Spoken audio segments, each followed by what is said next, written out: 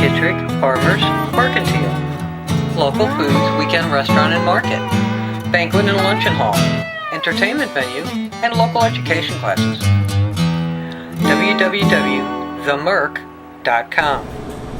Good morning and welcome once again to another episode of Joey's Experimental Kitchen here at the McKittrick Farmers Mercantile. One of the things that I've been talking a lot about on my show is buying locally produced foods. And one locally produced food that we have been very much enjoying since we discovered it is raw milk. We buy raw milk from a dairy in Montgomery City. Our dairy maid's name is Tammy Brockman, and she has her future daughter-in-law, Angel, deliver it to the McKittrick Farmers Mercantile once every 2 weeks. We buy fresh raw milk in half-gallon glass jugs. 2 half-gallon jugs or 1 gallon is $4. And they also make this delicious raw milk butter, which comes in 1 pound blocks, and it is fantastic. It does not even compare to purchased butter, which is made from pasteurized and homogenized milk and does not have some of the health benefits that come from eating raw food products. So something that I've learned to do with some of my excess raw milk, if I have some that maybe, or if I want to serve a delicious caprese salad with fresh tomatoes and cheese, I like to make this type of cheese, which is very easy. Some people call this cheese paneer, which is a type of Indian cheese made with fresh milk and an acidifier.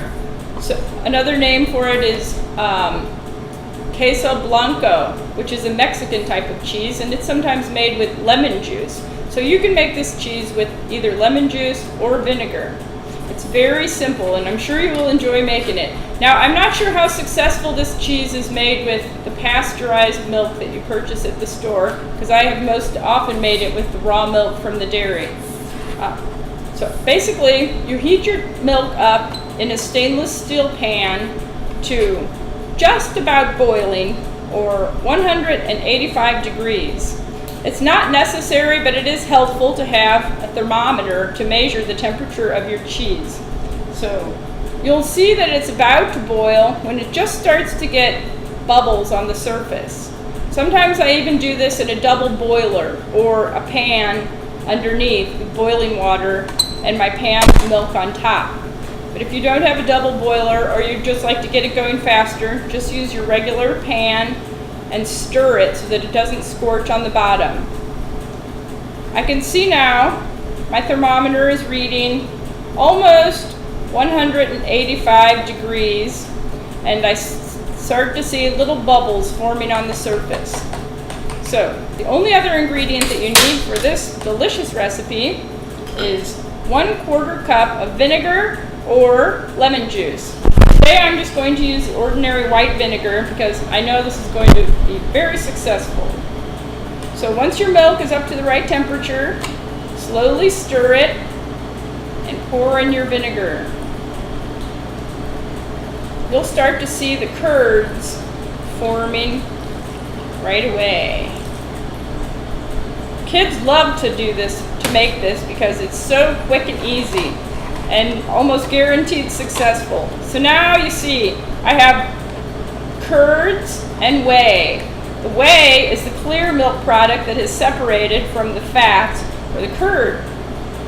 Now, the other thing that you need for making this cheese is some cheesecloth. You can purchase cheesecloth here in our area at the Luter Market or probably Orscheln or Alco. This is some disposable cheesecloth that I purchased at a cheese making class. So I'm going to line an ordinary colander with my cheesecloth, and I'm doing this over a pitcher. This is so that I can save my whey. The whey is useful for use in baking. You can cook with it. You can pretty much use it any way that you would have used the regular milk in your recipes. So I pour that through the cheesecloth to separate the curds from the whey. Now the other great thing about making this cheese from scratch is that if you're on a low salt diet but you still like to eat cheese, you can just only salt it as much or as little as you want. So you can squeeze that out It's still going to be really hot because, I just got it up to 185 degrees. But I could have let it sit in here a little longer, but for our purposes of demonstration, I'm just going to squeeze this out a little bit, saving my whey in the pitcher for later use. And I'll set that aside. And there you have it. A ball of cheese curds. Here I put my cheese curds into this mini loaf pan to form it into a loaf for easier slicing. There you have it, delicious homemade cheese.